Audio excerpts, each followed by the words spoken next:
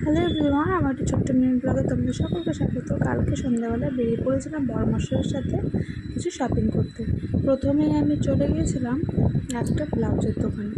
সেখানে গিয়ে কিছু ব্লাউজ দেখলাম, দেখে আমার জন্য আর মায়ের জন্য ব্লাউজ কিনে নিয়েছিলাম। তারপরে এখানে বেশ সুন্দর সুন্দর অনেক রকমের ব্লাউজের কালেকশন ছিল, খুব ভালো লাগছিলো।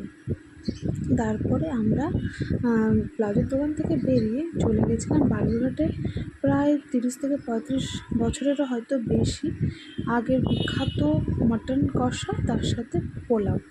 এই দোকানে খাওয়ারটা আমার অনেক দিনই ইচ্ছে ছিল, তবে এই দোকানটা বেশি সময় থাকে না। আজকে হঠাৎই ভাগ্যক্রমে মিলে গেছিলো, তাই বরমশাই বললো চলো খেয়েই নিই। পোলাও আর মাটন কষাটা খুব সুন্দর ছিল। তারপরে আমরা চলে